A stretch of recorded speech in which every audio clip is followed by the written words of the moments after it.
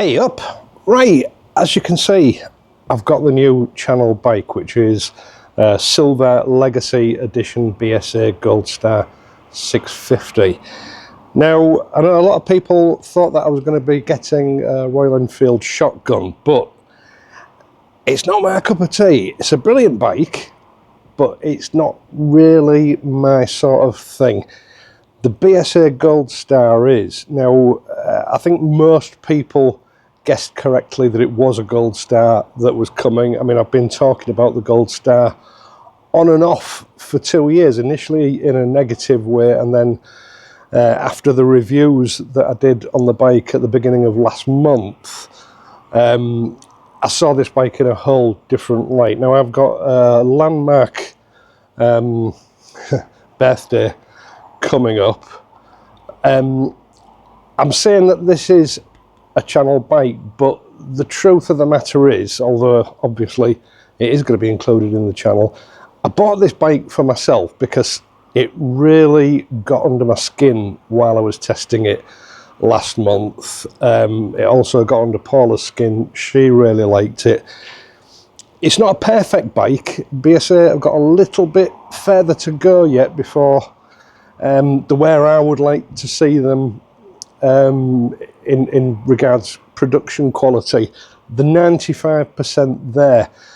I am expecting a little bit of pushback about this bike, both from the Triumph crew and probably from the Royal Enfield crew as well. But I would just like to remind everybody, 5 years ago when I moved over to the Interceptor 650, nobody rated that bike, nobody rated Royal Enfield. They were seen as a third-rate motorcycle company, and that has all changed now. I think, you know, the bike needed some exposure before people really realised what the Interceptor was and what Royal Enfield was becoming. I've got the same feeling about BSA. As I said, they're not quite there yet. There is room for improvement, let's put it that way. But they've got a brilliant bike here with a fantastic character, which really sucked me in when I tested it a few weeks ago. So I'm not going to harp on about it too much. The reason I went for the Legacy Edition is I didn't like some of the sort of colour coordination on the engine. So I wanted the polished covers on the engine.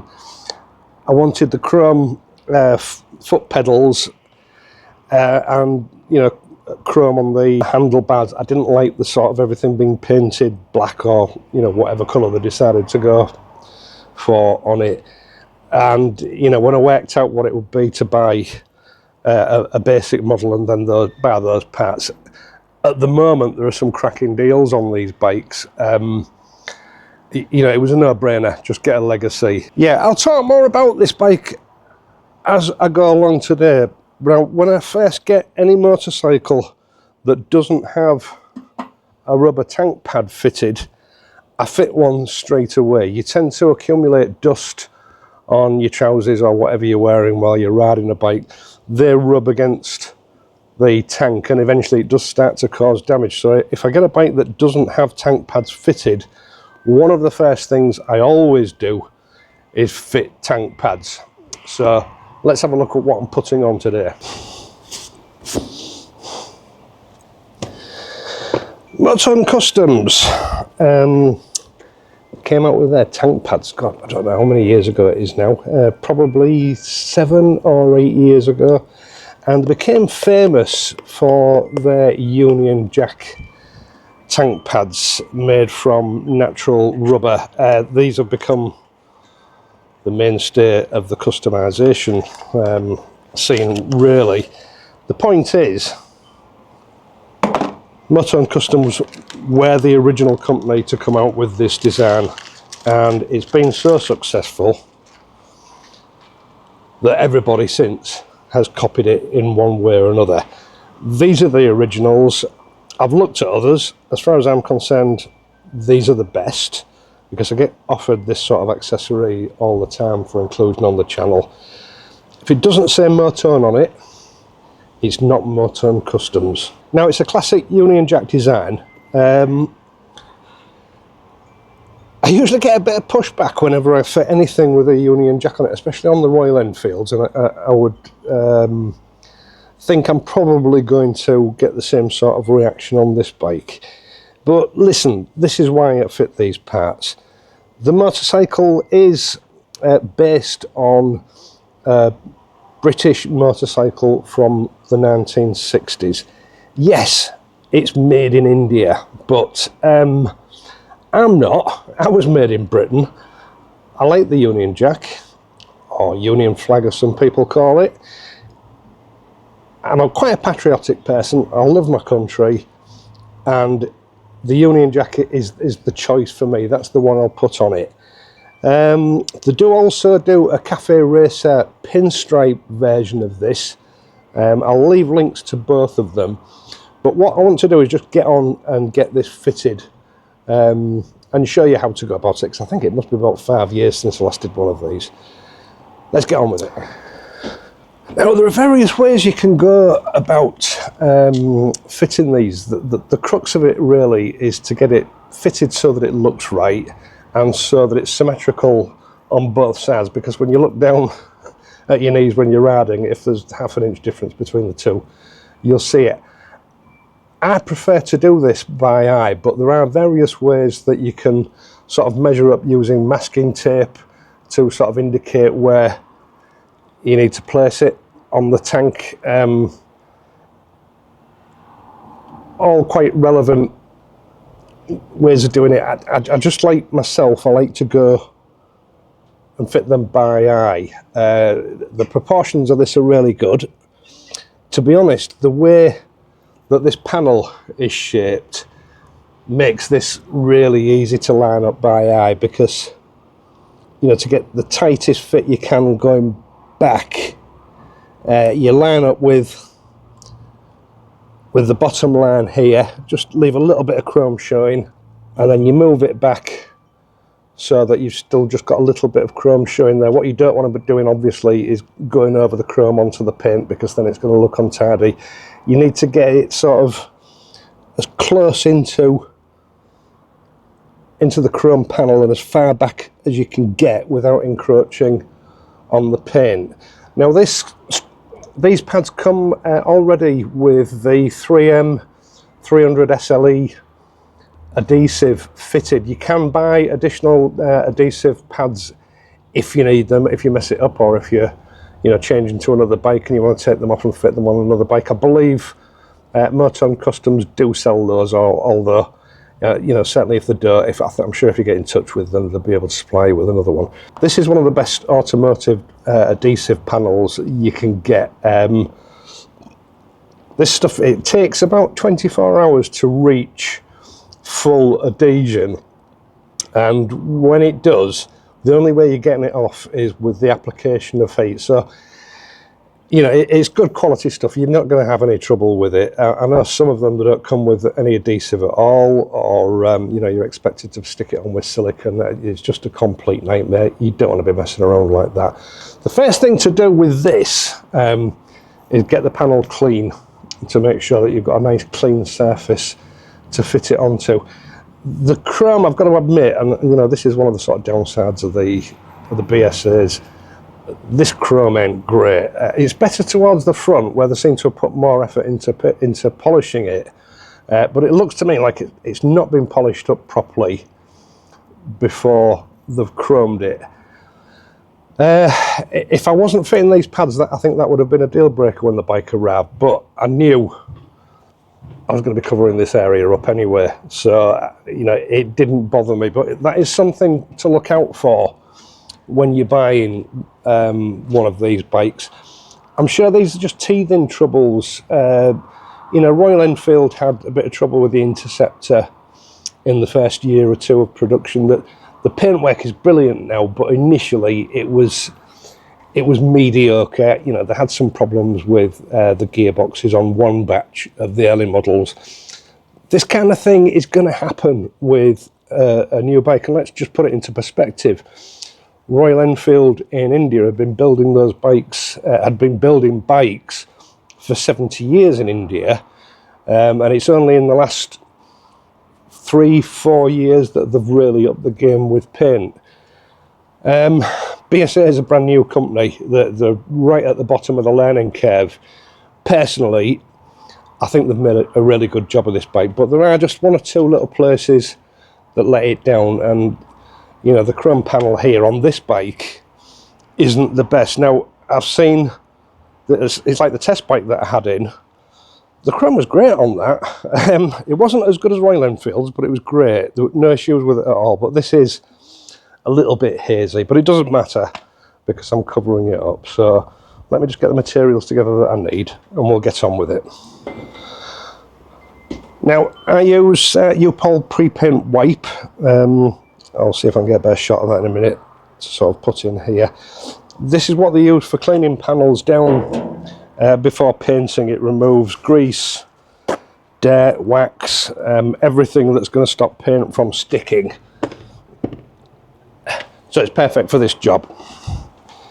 Now, it's a naphtha based. I'll leave a link in the video description. It's naphtha based, so it's completely safe on all paint types. Just damp a clean workshop wipe down with it.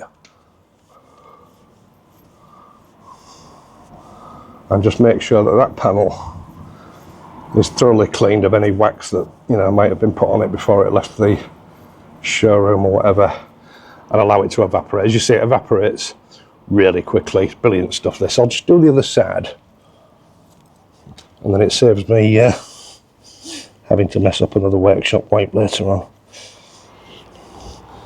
Now, these pads, the best way I found of fitting these is to initially, it's got a loose edge on there. Actually, I'm just going to put my glasses on just so I can do this accurately, because I don't want to be cooking this up. Right, so we've got a tab on there that allows you just to peel it back, and as you can see,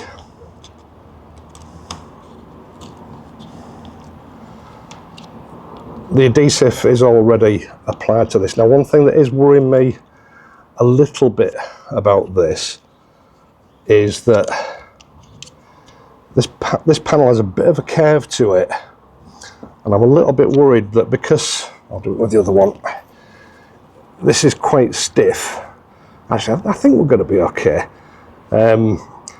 It needs to sort of wrap around the tank slightly when you fit it, but as I say, I think we're going to be okay. Now, what I would advise you do, don't take all of the backing paper off. Just take the bottom edge off and then fold it over. This just gives you a safety net when you're lining it up. So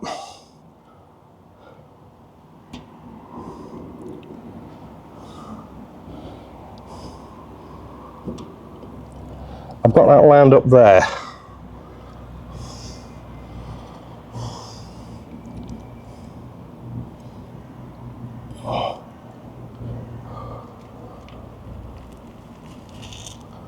But not quite.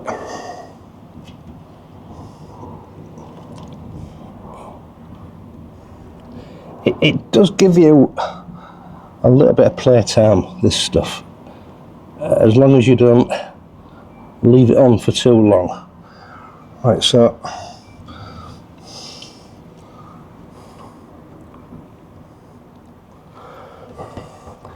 I've got the bottom stuck down.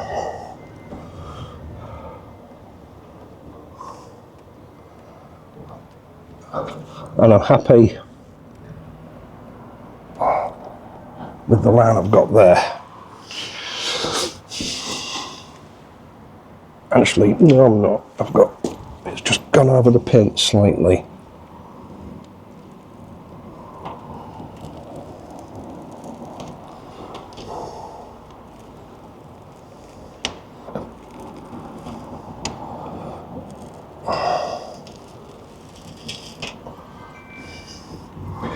So we're going to try that again.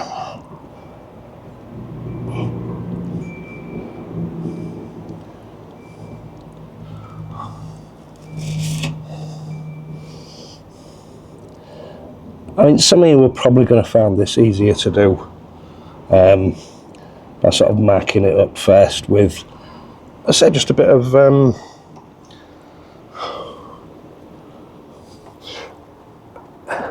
masking tape, something like that.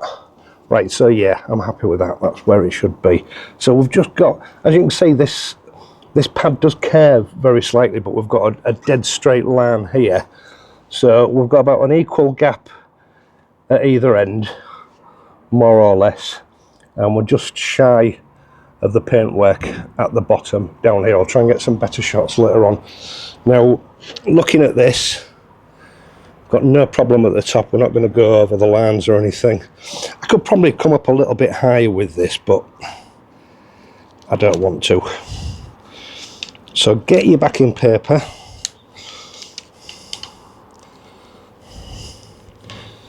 Gradually start to unpeel it.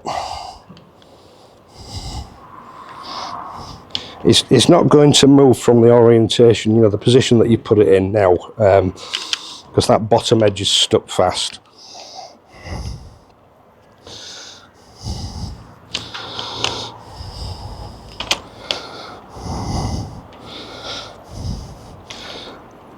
And just contour it onto the tank as you're pulling this paper out. That ensures that you'll get a nice even wrap onto the tank without getting any air bubbles that might cause hassle later on.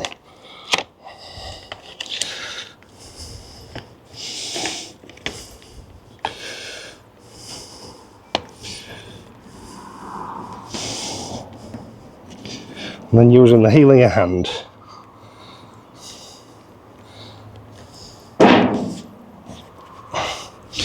I'll just keep the can.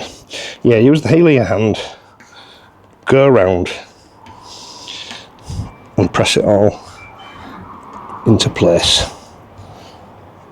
And I needn't have worried, that's bent round onto there quite nicely and taking the contour of the tank.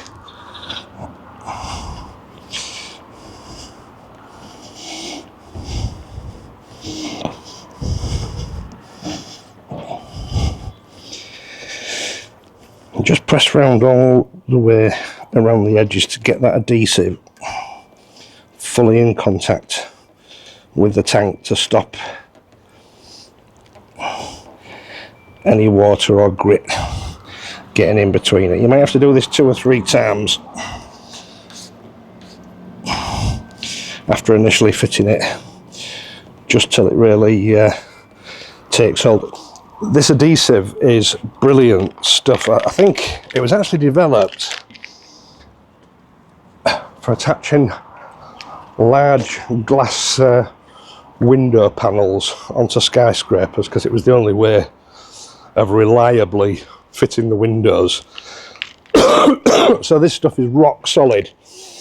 As I say, it takes about 24 hours to fully adhere, because although it sort of looks like a solid when it's on the back, it's actually a liquid. And what it does is, by capillary action, it will soak its way, or sort of pull its way into all the imperfections in the paint surface. And it doesn't matter how good your paint work is, it will have imperfections. So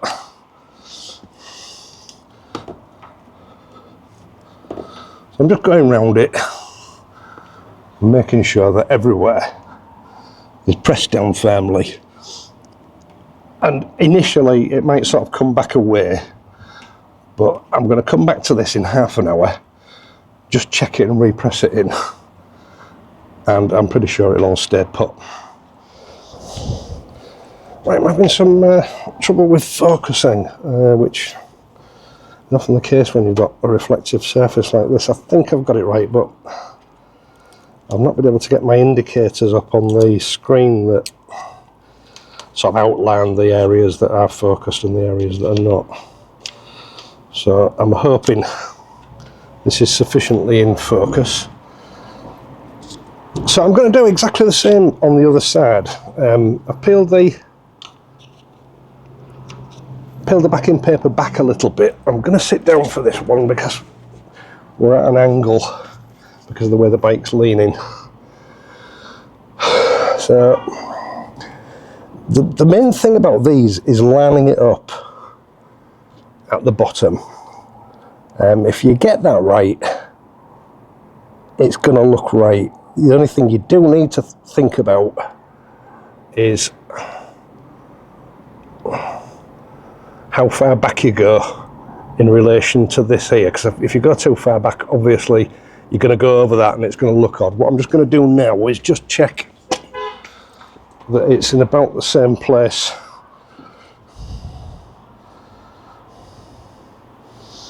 Actually, it looks a little bit too far forward, so I'm going to move it back just a tad.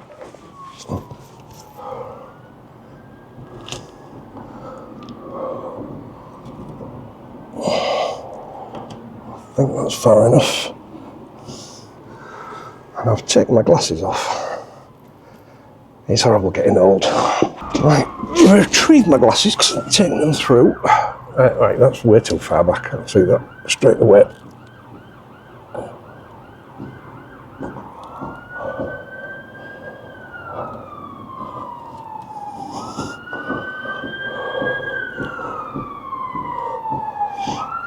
I think we're about right there. So we've got about the same gap there. Let me just check it again, because obviously what you don't want to be doing is looking down between your legs.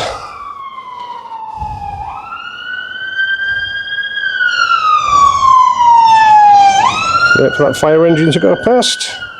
Yeah, looking at this, we've got the same distance here as we have on the other side. So I think we're good to go on this one.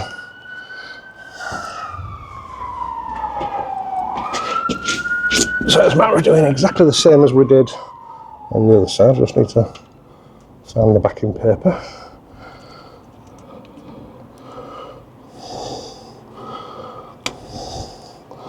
As I say, the most important thing with this, and once again I found myself doing this completely blind.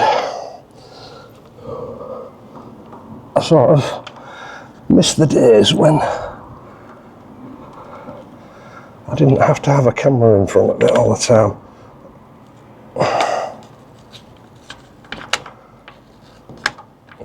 So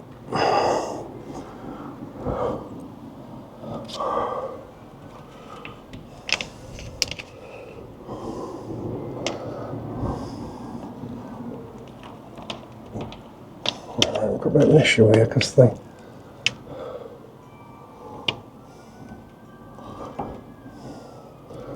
paper's ripped, so I've got it trapped. There we go.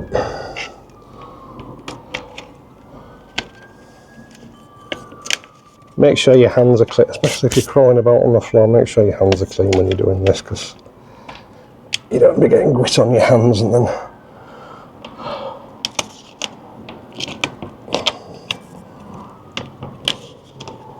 rubbing it into your paintwork or anything.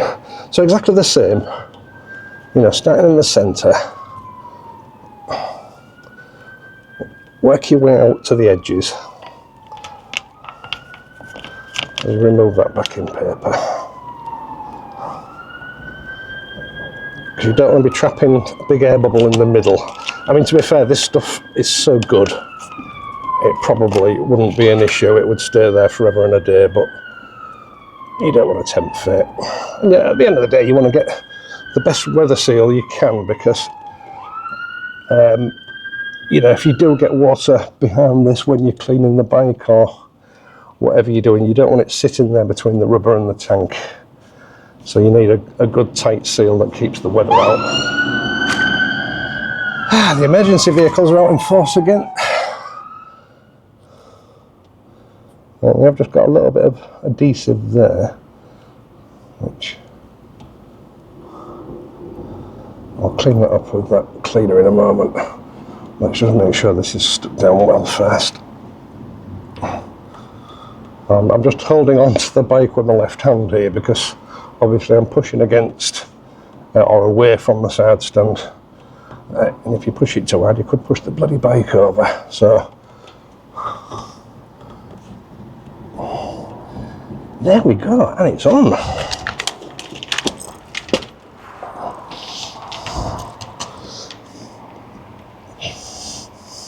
And it's the same, you might find, I mean, it moulds to the tank, but you might find it just resists the adhesive a little bit, but as that adhesive sets, you'll find you can push it in and it'll stay there. You just got to keep coming back to it for half an hour or so and just resetting it, and eventually it does grab and it doesn't move again. I know that because I've done loads of these. Right, so I'll just get on with cleanup and I'll come back to you in a moment. So yeah, I don't know whether you can see that, but it might be better if I try it from the other side actually. Just give me a moment.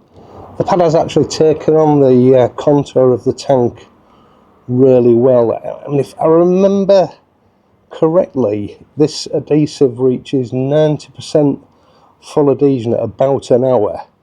So once it's been on an hour, as long as everything looks great and you've squeezed it all down from the sides, etc., it's not going to move again after that.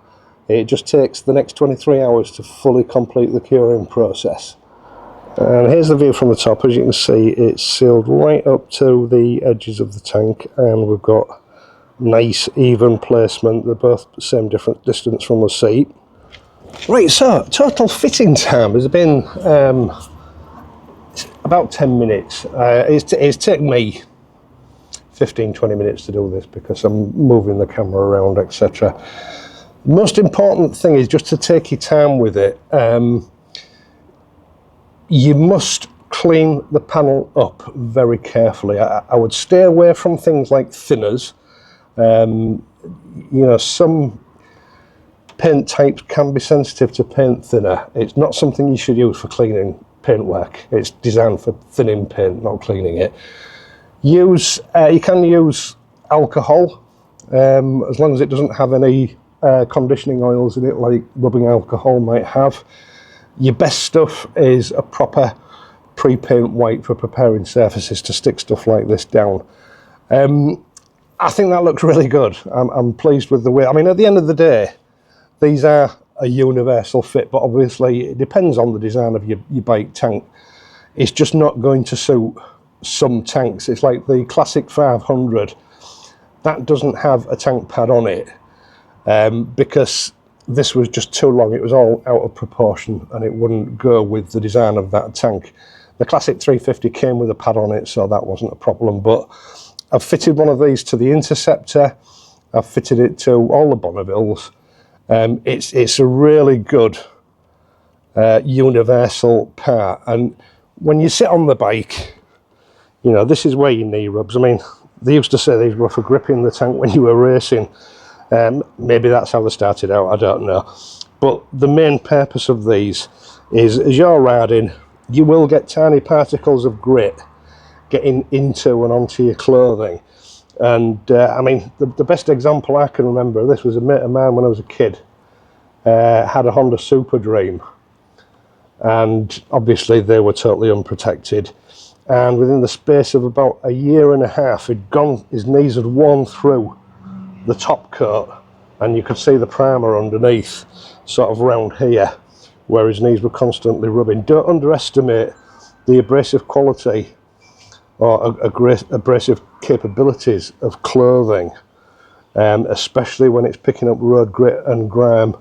Even in dry weather, it will cause damage to your paintwork, and in this case chrome. I mean, chrome is pretty resilient stuff, but you know, rubbing what is effectively a very fine sandpaper on it all the time will eventually mar it, and this just stops that from happening and preserves the integrity of your tank really for years to come.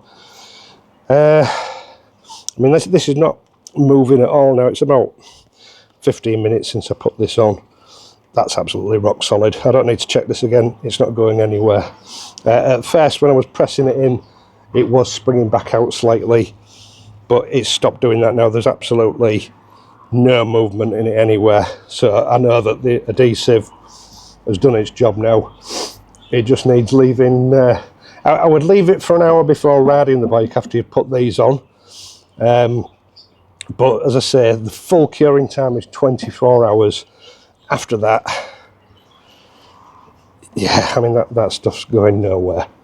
Right, so that's the introduction of the BSA Gold Star and the first sort of custom part fitted. It's something which I think personally improves the look of the bike. Some people might not like it, that's down to personal preference, but this does perform a function. It protects your tank, which I think is important. The tank is the focal point of the bike, and once that gets marred, really, it spoils the whole look of the bike.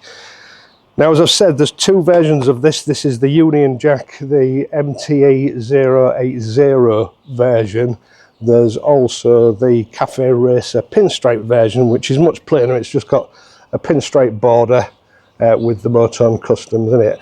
And I know some people don't like branding, but the problem Motorn have had, it's like with this part, it's been copied by everybody. Most of them are nowhere near the same quality. The best of them come maybe close to the same quality, but not the same quality. You've also got issues with the type of adhesive that they supply, or the fact they don't supply any adhesive at all. You know, quite often you think you're saving money with these sort of things, but it turns out you're not. You've got the Motorn name on it, so you've got the Motorn guarantee. Now, I believe at one point they were doing a brown version, sort of a light brown version, which is going to suit the livery on some bikes. It's like the seat on this is black, so I've stuck with black for this bike. I'm not entirely sure that they still actually do the brown versions, but I know they did at one point. Some people with brown seats, etc., might want to go for the brown tank pads. It's entirely up to you what you want to do with that. That's the whole thing about customization. It's down to personal choice. I'll leave the links to them in the video description down below. I hope you've enjoyed this video. Let me know what you think about my choice of bike and about these tank pads. Once again, thank you so much for taking the time to watch this video, and in doing so helping to support this channel. If you leave a like and subscribe to the channel, I would also appreciate it. You can help in other ways via the Patreon page or the super thanks button down below. Either way, it is much appreciated.